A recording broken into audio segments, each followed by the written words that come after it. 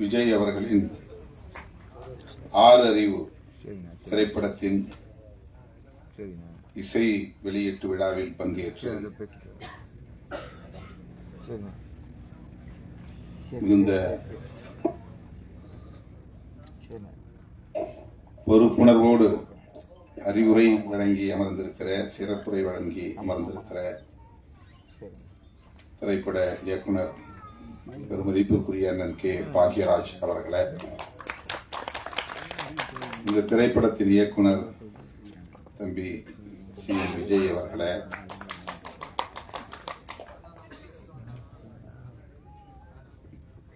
கதை நாயகன் தம்பி புரட்சி நாயகன் அம்பேத்கர் அவர்களை, ஒளிப்பதிவாளர் திருப்பதி அவர்களே, இசையமைப்பாளர் விஜய் அவர்களே, பட தொகுப்பாளர் வெற்றி சண்முகம் அவர்களே, பாடல் ஆசிரியர் பூ முத்துக்குமார் அவர்களே,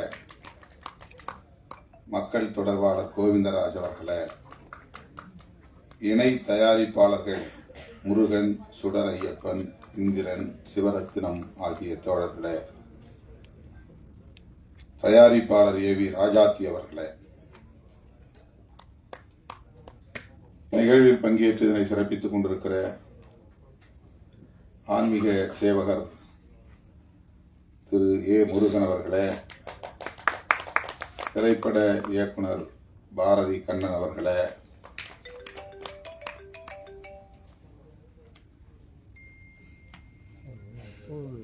தென்காசி சிலம்பம் திரு சுதர்ஷன் ஆசான் அவர்களே, சிலம்பம் டாக்டர் எஸ் சுதாகரன் அவர்களே, திராவிட முன்னேற்ற கழகத்தின் தலைமை செயற்குழு உறுப்பினர் KSM நாதன் அவர்களே, தமிழ்நாடு காங்கிரஸ் கட்சியின் மாநில செயலாளர் பெருந்தலைவர் காமராஜர் அவர்களின் பேத்தி கமலிகா காமராஜ் அவர்களே,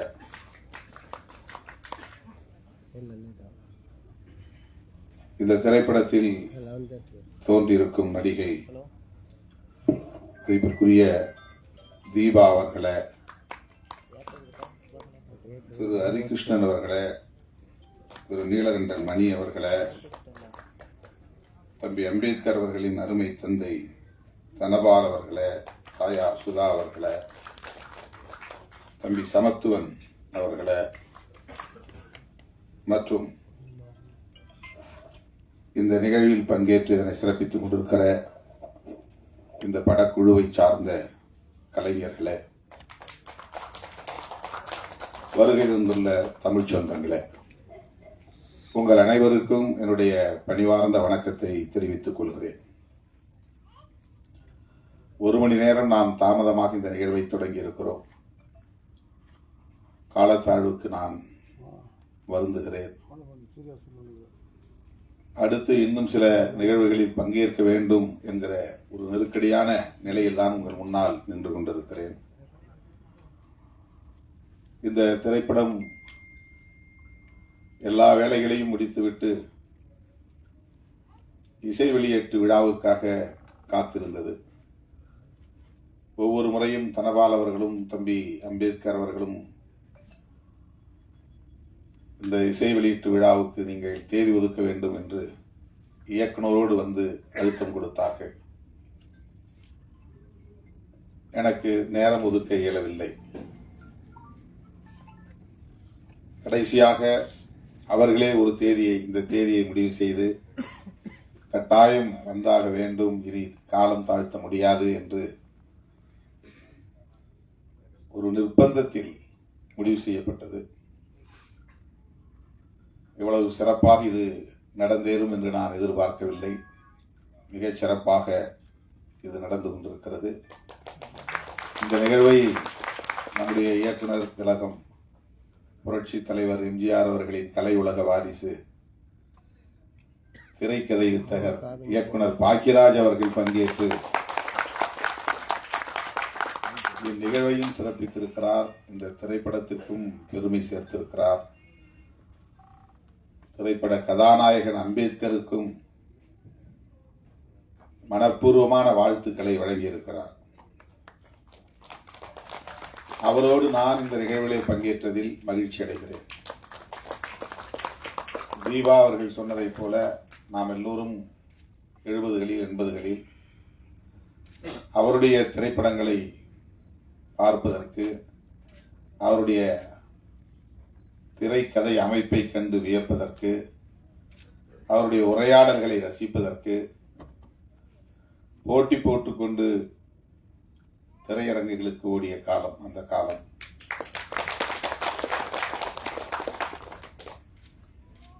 அதனால்தான் எம்ஜிஆர் அவர்கள் வேறு யாரையும் வாரிசு என்று அவர் வெளிப்படையாக அறிவித்ததில்லை. என்னுடைய வாரிசு, கலையுலக வாரிசு பாக்யராஜ் என்று எம்ஜிஆர் அவர்கள் வெளிப்படையாக அறிவித்து அவரை உச்சி மோந்து பாராட்டியிருக்கிறார். அவருடைய வாழ்த்துக்களையும் பாராட்டுகளையும் பெறுவதற்கு தமிழ் மக்களின் பேராதரவு மிக முக்கியமான காரணம். அந்த அளவுக்கு தமிழ் மக்களின் நெஞ்சத்தை அள்ளியவர் நம்முடைய இயக்குனர் பாக்யராஜ் அவர்கள். அவருக்கென்று ஒரு தனி வழி, தனி பாணி. திரைக்கதை அமைப்பதென்றால் அதற்கு பாக்யராஜ் அவர்கள்தான் ஒரே அடையாளம், சான்று என்று சொல்லக்கூடிய அளவுக்கு அதில் மிகப்பெரிய சாதனையாளராக விளங்கியவர். அவருடைய குரல் இன்றைக்கும் எல்லோரையும் கவர்ந்து இழுக்கக்கூடிய ஒரு ஸ்லாங், ஒரு இசை வடிவிலான குரல். குறிப்பாக பெண்களை வெகுவாக ஈர்க்கும். திரைப்படங்களில் ஒரு அப்பாவித்தனமாக எதுவுமே தெரியாத ஒரு அப்பாவி இளைஞரை போல ஒவ்வொரு படத்திலும் அவர் பேசுவது, பொருள் பொதிந்த உரையாடல்களை செய்வது, அறிவுரை வழங்குகிற காட்சிகளை அமைப்பது, முற்போக்கான சிந்தனைகளை நாம் எல்லோரும் இன்றைக்கு இயக்கங்களாக மாறி போராடி கொண்டிருக்கிற இந்த விவரங்களை எல்லாம் அன்றைக்கு எந்த இயக்கமும் அமைக்காமல் திரைக்களத்திலேயே போராடியவர். அந்த கருத்துக்களை பேசியவர், முற்போக்கு கருத்துக்களை பேசியவர். சாதி வேண்டாம், சகோதரத்துவம் வேண்டும், நாம் எல்லோரும் ஒன்று, சமத்துவம் என்கிற அந்த கருத்துக்களை அந்த குடும்ப கதை அமைப்பிலேயே கொண்டு வரக்கூடிய அளவுக்கான வல்லமை பெற்றவர். இன்றைக்கும் அதே நிலைப்பாட்டில் உறுதியாக இருக்கிறார். அவருடைய தோற்றம் கூட இன்னும் மாறவில்லை. அப்படியே இளமை ஊஞ்சலாடுகிறது என்று சொல்லக்கூடிய அளவுக்கு அதை அப்படியே அவர் மெயின்டைன் செய்கிறார்.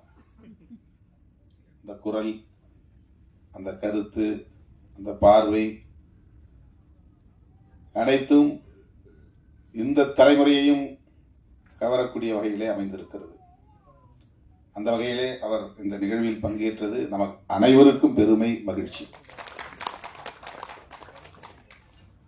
அவர் சொன்னதைப் போல இயக்குனர் விஜய் அவர்களும் தம்பி கதாநாயகன் அம்பேத்கர் அவர்களும் தங்களை செம்மைப்படுத்திக் கொள்ள, செழுமைப்படுத்திக் கொள்ள, பக்குவப்படுத்திக் கொள்ள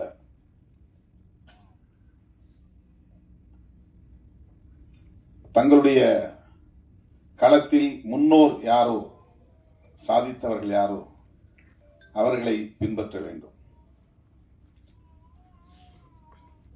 அப்போதுதான் இந்த களத்திலே வெற்றி பெற முடியும்.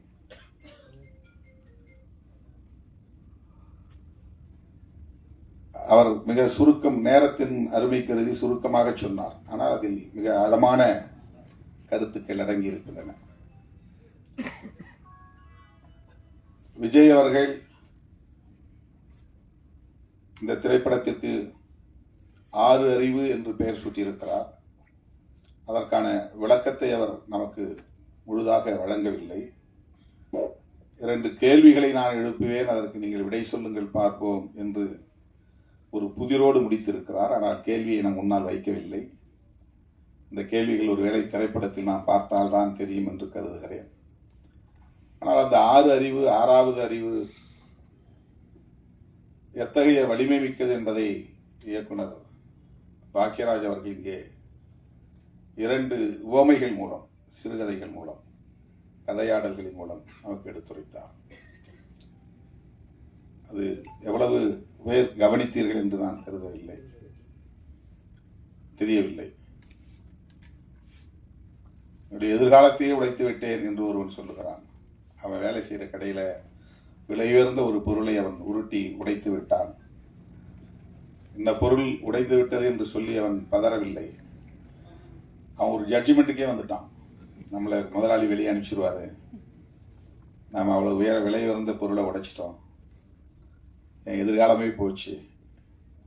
அவ்வளவு விரைவாக சிந்திக்கிற ஆற்றல், அவருடைய எதிர்காலத்தை பற்றிய கவலை, இந்த சிந்தனை ஆற்றல் என்பதுதான் 6வது அறிவு, 6ஆம் அறிவு. மற்ற 5 அறிவு என்ன? புலனறிவு. மெய், வாய், கண், மூக்கு, செவி, இதுதான் நம்முடைய உடல். மெய் என்பது உடம்பு. மொத்த கழுத்திலிருந்து பாதம் வரையில் இருக்கிற பாகத்திற்கு பெயர் மெய். தலையிலே மற்ற 4 புலன்கள் இருக்கின்றன. வாய், கண், மூக்கு, செவி. இந்த 4 புலன்களும் தலையில் உள்ளன. தலை இல்லாத மற்ற பகுதியை நாம் முண்டம் என்கிறோம். அது ஒட்டுமொத்தமாக மெய் என்று, உடம்பு என்று அழைக்கப்படுகிறது. இந்த 5ம் ஒவ்வொரு அறிவை நமக்கு தருகிறது. உடம்பு தொடுதல் அறிவை தருகிறது, வாய் சுவை அறிவை தருகிறது, நாக்கு, விழி பார்க்கிற அறிவை, காட்சியை நமக்கு புலப்படுத்துகிறது, செவி கேட்பதன் மூலம் என்ன கேட்கிறோம் என்பதை நமக்கு சொல்லித் தருகிறது. எதை செய்ய வேண்டும், எதை செய்யக்கூடாது என்பதையெல்லாம் நாம் கேட்டு தெரிந்து கொள்கிறோம். மூக்கு வாசனையை முகர்ந்து பார்க்கிற அந்த அறிவை, வாசனையை நமக்கு கற்றுத்தருகிறது. இப்படி இது புலனறிவு. இந்த புலனறிவுகள் 5ம் தொகுக்க பெற்று அதிலிருந்து கற்றுக்கொள்கிற அறிவுதான் 6வது அறிவு. புலனறிவு உணர்ச்சி வயப்படும். 6வது அறிவு பக்குவத்தை தரும். புலனறிவு 5ம் உணர்ச்சிகளோடு தொடர்புடையது. நாம ஆத்திரப்படுறோம் ஒரு விஷயத்தை கேட்ட உடனே, உன்னை பத்தி இப்படி சொன்னா அப்படின்னு சொன்ன உடனே டென்ஷன். அவன் சொன்னது உண்மையா பொய்யா, இவன் சொன்னா இவனையும் இட்டு கட்டி பேசுறானா, இவனுக்கு ஒரு நோக்கம் இருக்கா, அப்படி சொல்லி இருக்க வாய்ப்பு இருக்கா, அவன் அது மாதிரியான ஆடுதானா அப்படிலாம் நம்ம பார்க்க மாட்டோம். காது கேட்ட உடனே ஆத்திரம் வந்துடும். அது எமோஷன். ஆத்திரமும் ஒரு எமோஷன் தான். விஜய் சொன்னது மாதிரி அன்பு ஒரு எமோஷன்னா ஆத்திரமும் ஒரு எமோஷன் தான், ஆங்கர். புலன் உணர்வு என்பது அப்படியே வெளிப்படுவது, உடனடியாக எதிர்வினையாற்றுவது. இந்த புலன் உணர்வுகளை, புலன் அறிவை உள்வாங்கிக் கொண்டு அதில் எது சரி, எது தவறு, எது உண்மை, எது பொய், எது நல்லது, எது கெட்டது, எது இப்போதைக்கு வெளிப்படுத்த வேண்டியது, எது எப்போது வெளிப்படுத்தப்பட வேண்டியது, எதை எப்படி வெளிப்படுத்துவது, எதை யார் முன்னால் வெளிப்படுத்துவது, எதை மறைத்து வைக்க வேண்டும், எதை மறைக்காமல் சொல்ல வேண்டும் என்பனவற்றையெல்லாம் உணர்ந்து தொகுத்து வடிகட்டி அதன் அடிப்படையில் வெளிப்படுத்துகிற ஒரு அறிவுதான் 6வது அறிவு. 6 அறிவு. என் சாதி பொண்ணு இன்னொரு சாதிக்காரன் விரும்புறான், சாதி கலப்பு ஏற்பட்டா என்ன ஆகிறது, என் தகுதி என்ன, அவன் தகுதி என்ன அப்படின்ன உடனே அவனுக்கு ஆத்திரம். அவனுக்கு எந்த தகுதியும் இல்லை, அவனை அழித்து ஒழிக்கணும். அவனை வெட்டி சாய்க்கணும். இல்லைன்னா எனக்கு குடும்ப கௌரவம் போயிடும், சாதி கௌரவம் போயிடும். இந்த உணர்ச்சி மட்டுமே திணிக்கப்பட்ட நிலையில் அதில் மட்டுமே இருக்கிறவன் பின் விளைவுகளை பற்றி கவலைப்படுறதில்லை. இப்படி ஒரு கொலை நடந்தால் அதுக்கு பிறகு சட்டம் வரும், காவல்துறை வரும், கைது செய்வார்கள், சிறைக்கு போக வேண்டி வரும், ஆயுள் தண்டனையே கிடைக்கலாம் அல்லது மரண தண்டனையே கிடைக்கலாம். நம்முடைய குடும்பம் சிதறி போகும், நம்முடைய மனைவி நடுத்தருவிலே நிற்பார், நம்முடைய பிள்ளைகள் நடுத்தருவிலே நிற்பார்கள், அவர்களை கவனிக்க ஆள் இல்லாமல் போய்விடுவார்கள், நம்முடைய ஒட்டுமொத்த குடும்பமே சிதறி போகுமே என்றெல்லாம் சிந்திக்க அவனுக்கு இடம் தராது. வெறும் புலனறிவு, ஆறாம் அறிவு இல்லை. தன்னை சுற்றி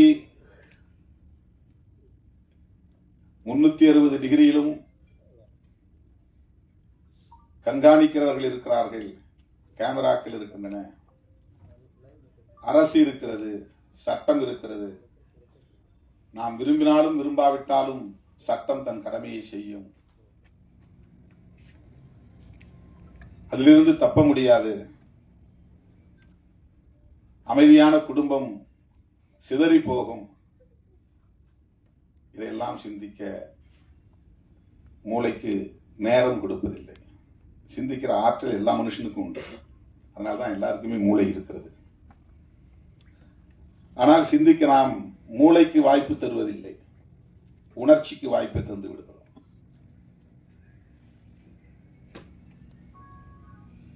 விலங்கினங்களிலிருந்து மனிதன் வேறுபடுவது இந்த ஆறாம் அறிவின் மூலம்தான்.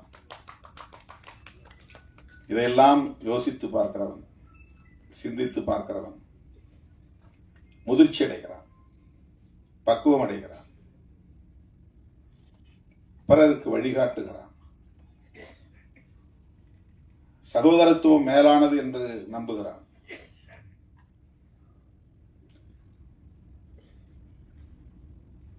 ஜாதி ஜாதி ஜாதி என்பது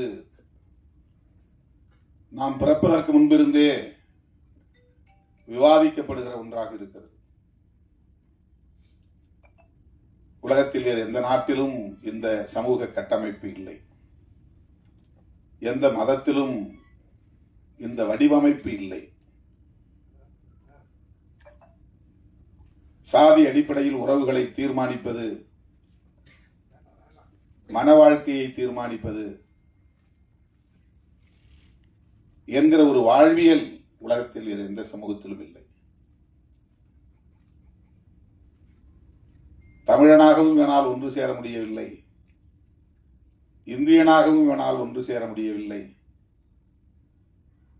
பாட்டாளியாகவும் இவனால் ஒன்று சேர முடியவில்லை. ஒரே சாதிக்குள் ஒரு சகோதரத்துவமும் மலர்வதற்கு வாய்ப்பில்லை என்கிற நிலையை எது ஏற்படுத்தி இருக்கிறது என்றால் சாதிதான்.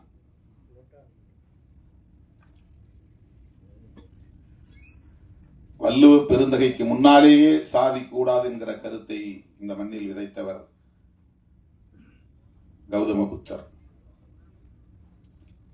அவர் சொன்னதுதான் சுதந்திரம், சமத்துவம், சகோதரத்துவம் என்கிற உயரிய கோட்பாடுகள். நாம யாரும் புதுசா ஒன்றும் கண்டுபிடிக்கல. புரட்சியாளர் அம்பேத்கர் சொல்லுகிற இந்த கோட்பாடு 2000 ஆண்டுகளுக்கு முன்னால் ஐயன் திருவள்ளுவன் சொல்லி இருக்கிறான்.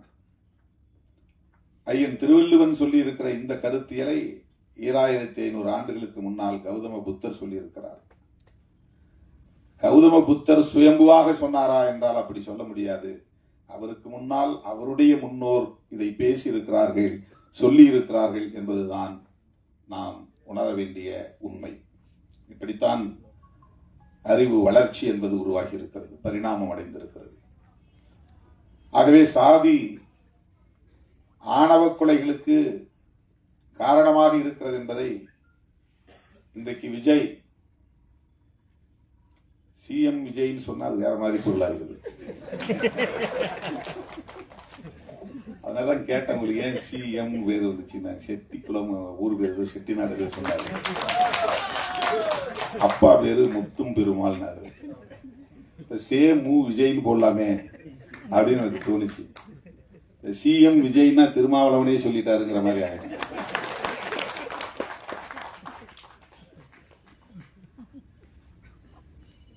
அவர் இன்னைக்கு ஆணவ கொலையை பற்றி பேசுறாருன்னா இதுக்கு முன்னால யாருமே பேசலையான்னா எல்லாம் பேசியிருக்காங்க. நம்முடைய இயக்குனர் அண்ணன் பாக்கியராஜ் அவர்கள் படங்களில் ஏராளமாக இந்த சாதி பிரச்சனைகள் விவாதிக்கப்பட்டிருக்கிறது. அவர் படங்களை திருப்பி போட்டு பாருங்க. அவர் கதையில அண்ணா எடுத்த உடனே முருங்கைக்காயினார். அவருக்கு மனசில் நிக்கிறது முருங்கைக்காய் தான்.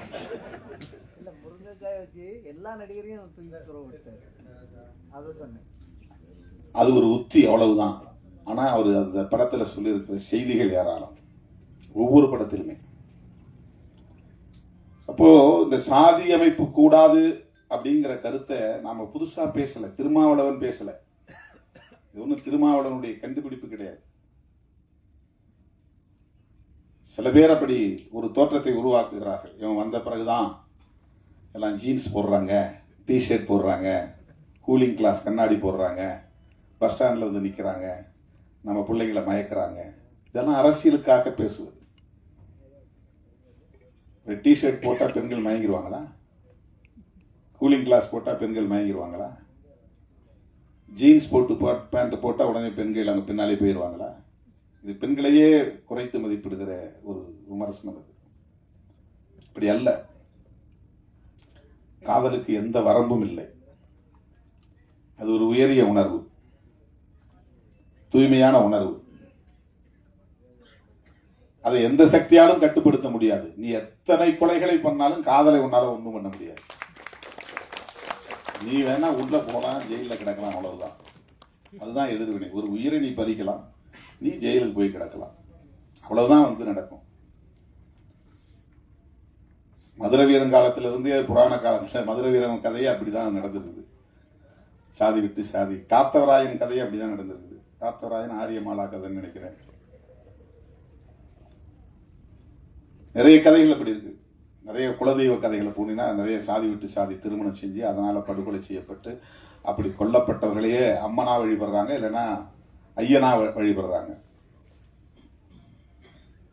ஐயனார், ஐயன், இதுதான் குலதெய்வங்கள். குலதெய்வங்கள்ங்கிறது சிவன் மகாவிஷ்ணு மாதிரியான கதைகளை கொண்டது கிடையாது. நம்மோடு வாழ்ந்தவர்கள் மடிந்திருப்பார்கள். அவர்கள் நமக்கு முன்னோர்களாக பாதுகாவலர்களாக இருந்திருப்பார்கள். அவர்கள் அந்த நமக்காக நம்முடைய குலத்தை காப்பதற்காக ஆயுதம் ஏந்தி இருப்பார்கள், வெட்டுப்பட்டு இருப்பார்கள், களத்திலே பலியாகி இருப்பார்கள். அவர்களை நினைவு கூர்ந்து நடுகள் நட்டு அவர்களை வழிபாடு செய்கிற ஒரு முறைதான் குலதெய்வ முறை, வழிபாட்டு முறையாக மாறி இருக்கிறது. அப்படி நிறைய தரவுகள் உண்டு. நாமெல்லாம் பெருந்தெய்வங்களை கும்புற வழக்கம் நமக்கு கிடையாது. ஊர்லாம் போனா முனியாண்டி, கருப்புசாமி, மாயவன், இப்படிதான் சாமி. இதெல்லாம் யாருன்னா நம்முடைய முன்னோர். அவங்களுக்கு இருந்த பேர். அவங்களுக்கு சாராயம் வச்சு படைப்பாங்க, கறி வச்சு கிடா வெட்டி கறி சமைச்சு படைப்பாங்க. இதெல்லாம் நம்முடைய வாழ்வியலில் இருந்த முக்கியமான கூறுகள். சாதி அடிப்படையிலான படுகொலைகள் நடந்து அந்த படுகொலைகளால் தியாகம் செய்த அவர்கள் எல்லாம் கடவுளாக்கப்பட்டிருக்கிறார்கள், நடுகளாக்கப்பட்டிருக்கிறார்கள். நடந்தது. இப்ப என்ன அதுல இருந்து தெரிய வருதுன்னா, இந்த சாதி அடிப்படையில சாதி விட்டு சாதி திருமணம் பண்ணக்கூடாது, கலப்பு திருமணம் பண்ணக்கூடாது அப்படிங்கிற கருத்து இன்னைக்கு நேற்றுக்குள்ள ரொம்ப காலமா இருக்கு. காதல் ரொம்ப காலமா மனிதன் தோன்றிய காலத்தில் இருந்து இருக்கு. காதலுக்கு எதிர்ப்பும் அந்த காலத்தில் இருந்து இருக்கு. காதலின் பெயரால் சாதி விட்டு சாதி திருமணம் நடந்தால் ஆணவ கொலைகள், அது இங்கிலீஷ்ல ஹானர் கில்லிங்கிறான். ஹானர் கில்லிங்னா கௌரவ கொலை. அதுல என்ன கௌரவம் இருக்குது? அது ஆணவம் தான். அது அதனாலதான் ஆணவ கொலைன்னு இப்ப நம்ம புதுசா அழைக்கிறோம். அதுல என்ன கௌரவம் இருக்கு? பெற்ற பிள்ளையை, 10 மாதம் சுமந்த பிள்ளையை, பாலூட்டி சீராட்டி வளர்த்த பிள்ளையை, கொஞ்சி குழவிய பிள்ளையை ஈவிரக்கம் இல்லாமல் வெட்டி சாய்க்கிற அளவுக்கு மூர்க்கம் வருகிறது என்றால் அது சாதியின் பெயரால் ஏற்படுகிற பித்துக்குளித்தனம். அது சாதி அவன் கண்ணை மறைக்குது, மூளையை செயல்பட விடாம தடுக்குது. ஆகவே அந்த ஆணவ கொலைகள் காலம் காலமாக சமூகத்திலே இருந்து கொண்டே இருப்பதை நாம் பார்க்கிறோம்.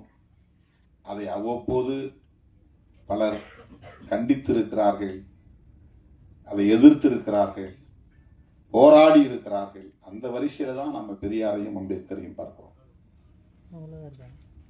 இது எப்பதான் தீர்வு வரும்? இதுக்கெல்லாம் ஒரு குறிப்பிட்ட காலக்கெடு நம்ம சொல்ல முடியாது, ஒரு டியூரேஷன் சொல்ல முடியாது. பசிக்குது, சோறாக்கணும் அப்படின்னா 1/2 hourல சமைச்சிடலாம், ஒரு டைம் சொல்லணும். 1/2 hourல உட்காருங்க, நான் சமைச்சு கொடுத்துட்றேன் அப்படின்னு நாங்கள் டைம் சொல்ல முடியும், ஒரு கெடு சொல்ல முடியும். அங்கிருந்து டெல்லிக்கு போகணும், அவங்க யாரோ ஒருத்தரை பார்க்கணும் அப்படின்னா அதுக்கு என்ன டைம்? ட்ரெயினில் போனால் இத்தனை மணி நேரம் ஆகும், 24 மணி நேரம் ஆகும். ஃப்ளைட்டில் போனால் 2.25 மணி நேரம் ஆகும், ஒரு டைம் சொல்லிடலாம். சாதி பிரச்சனைகளுக்கு தீர்வு காண்பதற்கு ஒரு டைம் லைன் சொல்ல முடியாது, டைம் ஃப்ரேம் சொல்ல முடியாது, காலக்கெடு சொல்ல முடியாது. புத்தர் தோன்றினார், இட்டார் பெரியோர் இடாதார் இடிகுலத்தோர் என்று 2 சாதி தான் இருக்கிறது, சாதிகள் 2 வேறில்லை என்று சொன்ன அவ்வை பாட்டி சொன்னார். ஆண் சாதி பெண் சாதி ஆக 2 சாதி, வீண் சாதி மற்ற எல்லாம் என்ற சித்தர்கள் சொன்னார்கள். சாதி வேற ஒன்றும் இல்லைப்பா, சாதி ஆண் சாதி பெண் சாதி அவ்வளவுதான், மற்றதெல்லாம் வீண்.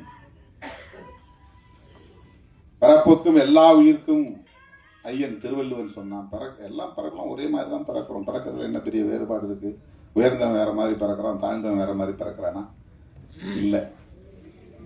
ஆணும் பெண்ணும் இணைந்து கரு உற்பத்தி ஆகி 10 மாதம் கற்ப பையிலே வளர்ந்து, கருவறையிலே வளர்ந்து, அதன் பிறகு அவன் குழந்தையாக பிரசவம் ஆகிறான். அவ்வளவுதான். இதுதான் எல்லா உயிரினங்களுக்கும், மனிதனுக்கும். பரப்புக்கும் எல்லா உயிர்க்கும் ஐயன் திருவள்ளுவன் சொன்னார். அந்த வரிசை ஒட்டித்தான் மகாத்மா பூலே, கேரளாவிலே நாராயண குரு. ஏன் பல மதங்கள் பல சாதிகள், எல்லா மதமும் ஒண்ணுதான், எல்லா சாதியும் ஒண்ணுதான் சொன்னவர் நாராயண குரு. சாமித்தோப்பு அடிகளார் ஐயா பராள பிரஜாபதி அடிகளார், அவருடைய முப்பாட்டனுக்கு முப்பாட்டன் அவர் தான் வைகுண்டர். 150 வருஷங்களுக்கு முன்னால ஏதரா சாதி, எங்க சாதி இருக்குன்னு அவர் ஒரு கிணறு தோண்டி, 10 சமத்துவ கிணறு ஒரு கிணறு தோண்டி 18 கிராமங்கள் இருந்த மக்கள் எல்லா சாதியும் ஒரே இடத்துல வந்து உட்கார சொல்லி, அந்த வாளியில தண்ணி அள்ளி எல்லாம் ஒரே இடத்துல குளிச்சிருக்கிறாங்க. அந்த தண்ணியை அள்ளி ஒரே வாளியில தண்ணி எடுத்து குடிச்சிருக்கிறாங்க. குடிக்க வச்சவர் யாருன்னா வைகுண்டர். பரப்பாள எவனும் உயர்ந்தவன் இல்லை, தாழ்ந்தவன் இல்லை. நான் திருமாவளவன் சொல்றேன்னு நினைச்சிட்டு இருக்கிறான். வைகுண்டர் சொன்னார, வைகுண்டரை உங்களால எதிர்க்க முடியுமா? வைகுண்டர் சொன்னதுதான் நான் சொல்றேன், நாராயணகுரு சொன்னதுதான் நாம பேசுறோம், அவ்வளவுதான். நம்ம புதுசா ஒன்றும் கண்டுபிடிக்கல, எதையும் பேசல. அவங்களுக்கு பின்னால தோன்றியவர்கள் தான் பெரியார், அம்பேத்கர்லாம். இவங்களுக்கு மூத்தவர் வைகுண்டர், சமகாலத்தவர் ஐயா நாராயணகுரு. அதே காலத்து தலைவர் பசவண்ணா, அவரும் 150 வருஷத்துக்கு முன்னால, 200 வருஷத்துக்கு முன்னால நினைக்கிறேன், 12ஆம் நூற்றாண்டு. அவர் கிட்டத்தட்ட 800 வருஷத்துக்கு முன்னால. அவர் சாதி பரப்பின் அடிப்படையில் சாதி இல்லைன்னு எதிர்த்து போரிட்டவர் தான். இன்னைக்கு அவரை பின்பற்றவங்க சாதியை கடைபிடிக்கிறாங்க, அது வேற விஷயம். ரொம்ப அருமையா ஒரு விஷயத்தை சொன்னார். புத்தர், நபிகள் நாயகம், இயேசு பெருமான், இந்த 3 மாமனிதர்களும் மனிதநேயமே உலகின் தலை சிறந்த கொள்கை என்றுதான் சொல்லி இருக்கிறார்கள். ஆனா அவரை பின்பற்றதான் உலகத்துல எல்லா நாடுகளிலும் இருக்கிறான். எல்லாம் கத்தியை தூக்கிட்டு நிக்கிறான், அருவாளை தூக்கிட்டு நிக்கிறான். அதுதான் வீரம் சொல்றான். பௌத்தத்தை ஏற்றுக்கொண்டவனும் வன்முறையில் ஈடுபடுகிறான், படுகொலையில் ஈடுபடுகிறான். அதுக்கு சிங்களமே ஒரு சாட்சி. ஈழத்தமிழர்களை படுகொலை செய்யக்கூடிய அத்தனை பேரும் பௌத்தர்கள் தான். அவன் உண்மையிலேயே பௌத்தத்தை உள்வாங்கி இருந்தான்னா மனிதநேயம் தான் அவன்கிட்ட மேலோங்கி இருக்கும். தமிழர்களை அவன் கொல்ல மாட்டான்.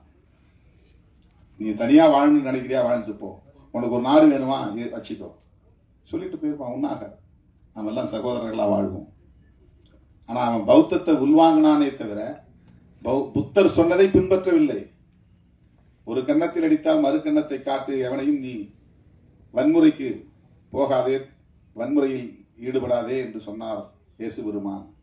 ஆனா கிறிஸ்தவ நாடுகள், பல நாடுகளில் எவ்வளவு சிலுவை போர், எவ்வளவு பெரிய யுத்தங்கள்லாம் நடந்திருக்குது. எவ்வளவு லட்சக்கணக்கான மக்கள் கொல்லப்பட்டு இருக்கிறார்கள் இயேசுவின் பெயரால்.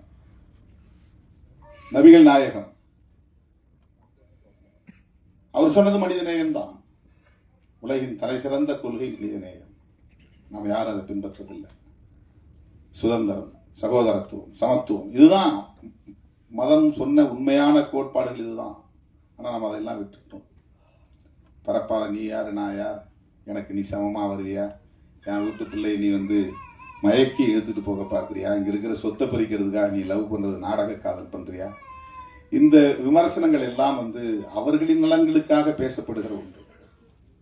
காதல் என்கிற உணர்வுகளை கொச்சைப்படுத்துகிற ஒரு முயற்சி.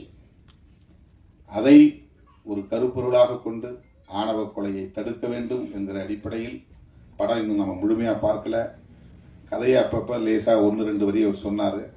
நான் கூட விஜய் கிட்ட சொன்னேன். அதான் சிஎம் விஜய் தான். விஜய் கிட்ட சொன்னேன், கொஞ்சம் சுருக்கமா கதையை சொல்லுங்க மேடையில அப்படின்னு. கதையை சொல்லிட்டா நீங்க யாரும் போய் பார்க்க மாட்டீங்கன்றதுனால அவர் புதிர் போட்டு 2 கேள்வி எழுப்புவேன், நீங்க பதில் சொல்லணும்னு சொல்லியிருக்கிறாரு. புரட்சிகரமான சிந்தனைகள், முற்போக்கான சிந்தனைகள், ஜனநாயகபூர்வமான சிந்தனைகள் எல்லா தளங்களிலும் வளர வேண்டும், திரைத்துறை உட்பட. நிறைய பேர் இதுக்குள்ளேயும் சாதி பெருமை பேச கிளம்பிட்டாங்க. நாங்கள் ஆண்ட சாதி, அந்த வம்சம், இந்த வம்சம், அதிலிருந்து பிறந்தவர்கள், இதிலிருந்து பிறந்தவர்கள், எங்களுக்கு என்று ஒரு பெரிய தனி பாரம்பரியம் இருக்கிறது, அடங்குமறு அத்துமீறு கும்பலா என்று கேலி பேசுவது. அதுக்குள்ள அந்த 2 முழக்கங்களுக்கு பின்னால எவ்வளவு பெரிய அரசியல் இருக்குங்கிறத புரிஞ்சுக்கிட்டா அதை விமர்சிக்கவே முடியாது. அது பாட்டாளி வர்க்க சிந்தனை இருந்தாதான் அதை புரிஞ்சுக்க முடியும். உழைக்கும் மக்களுடைய நலன்களை பற்றிய அக்கறை இருந்தால்தான் அடங்கமறு அத்துமீறு திமிரி எழு திருப்பி அடி இது வன்முறைகளை தூண்டுவதல்ல, வன்முறைகளை எதிர்த்து நிற்கிற டிஃபென்சிவ் ஸ்லோகன். அது டிஃபென்சிவ் மோட்ல சொல்லக்கூடிய ஒரு தற்காப்பு உத்தி அடிப்படையில முன்வைக்கப்பட்ட முழக்கம். உன்னை அடிச்சுட்டே இருக்கிறான் அப்படிங்கிறதுனால நீ அப்படியே ஒடுங்கி போயிடாத, நீ கொஞ்சமாவது எதிர்த்து நின்னாதான். ஒரு கெளுத்தி மீனை நம்ம பிடிச்சா விட அது திமிரி நம்ம கையில காயப்படுத்துது. தேளுக்கு கொடுக்கல விஷம் இருக்கு, பேணி லேசா சீன்னா அது கொட்டுது. குளவி கூட்ட அப்படி லேசா கலைச்சா அவ்வளவும் அப்படியே நூற்றுக்கணக்கான ஆயிரக்கணக்கான குளவிகள் எவன் கலைச்சான அந்த கூட்ட அப்படியே அவனை கொட்டி தீர்த்துது. இதெல்லாம் இயற்கையிலே இருக்கு. இந்த எதிர்ப்புணர்ச்சி இதெல்லாம் வன்முறை கிடையாது. குளவி 4 பேரை கொட்டுதுன்னா சும்மா இருக்கிறவன கொட்டுதா? கூட்ட கலைச்சவன் மேலதான் கொட்டுது.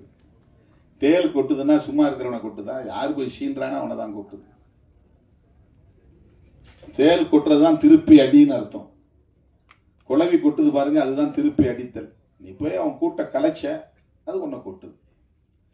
கலைச்சா அப்புறம் நீ பாட்டு போயிட்டீங்கன்னா உன்னை அப்புறம் எங்கேயுமே நீ கூடு கட்ட முடியாது, கூடு கட்டி வாழ முடியாது. ஒரு தற்காப்பு உணர்ச்சிக்கான ஒரு அரசியல். கிண்டல் பண்றாங்க ஒருத்தனா மேல் சாதிங்கிற ஒரு ஆதிக்க உணர்வுல இருந்து பேசுற விமர்சனங்கள். அதை அந்த மேல் சாதி அல்லது உயர் சாதி என்கிற அந்த ஆதிக்க போக்கு இருக்கு பாருங்க, அதை எதிர்க்கிற சிந்தனை தான் முற்போக்கு சிந்தனை.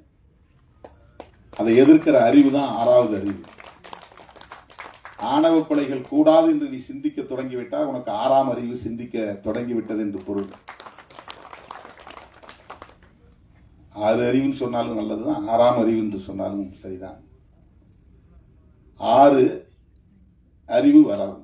6ன்னா நீ அமைதியா இரு, ஆத்திரப்படாத, உன்னை ஆற்றுப்படுத்திக்கொள், நீ 6 மனமே 6 என்பதை போல நீ உணர்ச்சி வைப்படாமல், கோபப்படாமல், ஆத்திரப்படாமல் 6 டென்ஷனா இருக்காத, எந்த நேரமும் கொதிப்பா இருக்காத 6. அப்புறம் தான் அறிவு வேலை செய்யும். 6 அறிவு.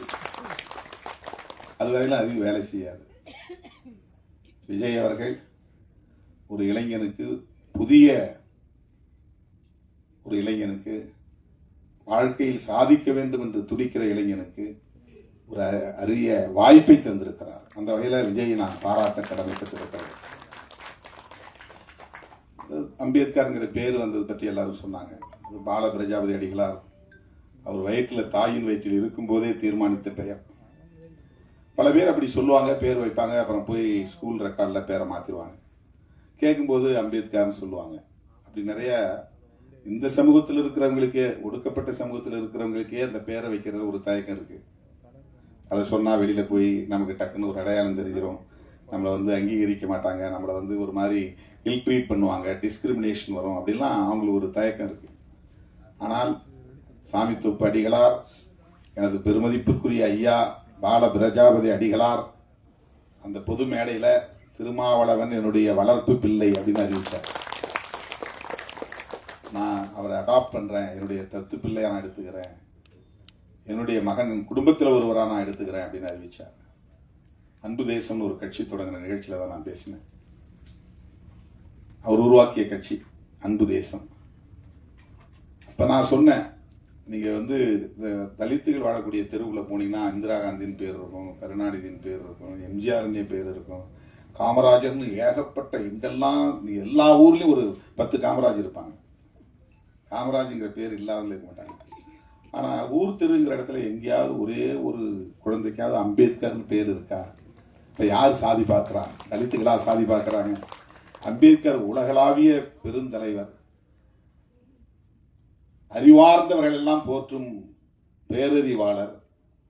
ஆனா அவரையும் இன்னைக்கு சாதி அடிப்படையில் பார்க்கிற ஒரு பார்வை தானே இன்னைக்கு இருக்கு இந்த சமூகத்துல அப்படின்னு வலியை, ஆதங்கத்தை நான் வெளிப்படுத்திய போது, இந்த சமூகத்தில் நான் பிறந்த நாடார் குலத்தில் தம்பி திருமாவளவன் சொன்னதைப் போல பிறக்க போகிற குழந்தைகளுக்கு நான் அம்பேத்கர் என்று பெயர் சூட்டுவேன் அப்படின்னு உறுதி கொடுத்தார். தம்பி பிறந்த உடனே என்னை தொலைபேசியில் கூப்பிட்டு, இது மாதிரி ஒரு பிள்ளை பிறந்திருக்கிறான், நான் சொன்ன குழந்தை நம்ம வைகுண்டர் வழியை பின்பற்றக்கூடியவர்கள், ஐயா வழியை பின்பற்றக்கூடியவர்கள், அந்த பிள்ளைக்கு நான் அம்பேத்கர் பேர் வச்சிருக்கிறேன் தம்பி, நான் அவ்வளவு மகிழ்ச்சியா புலகாங்கிதத்தோடு சொன்னார். அப்புறம் வர சொல்லி பார்த்தார். பல வருஷங்களுக்கு பிறகு ஒரு ஆளாகி நான் இப்ப காலேஜ் படிக்க வந்திருக்கிறேன்னு வந்து தம்பி எனக்கு அறிமுகமான, அதுக்கிடையில் நான் சந்திக்கிற வாய்ப்பே எனக்கு கிடைக்கல. ஐயா நம்முடைய தனபால் அவங்க அப்பாவும் அவங்க அம்மாவும் அழைச்சிட்டு வந்து, தம்பி யார் தெரியுதா, இவர் தான் அம்பேத்கர் அப்படின்னு எனக்கு அறிமுகப்படுத்தினாங்க. எனக்கு வந்து அப்படியே எப்படி சொல்றதுன்னு தெரியல, உடம்பெல்லாம் அப்படி சிலிர்த்தது. அதே பெயரோடு திரைக்களத்திலும் அடியெடுத்து வைத்திருக்கிறார் தம்பி அம்பேத்கர் என்பது எனக்கு பூரிப்பாக இருக்கிறது.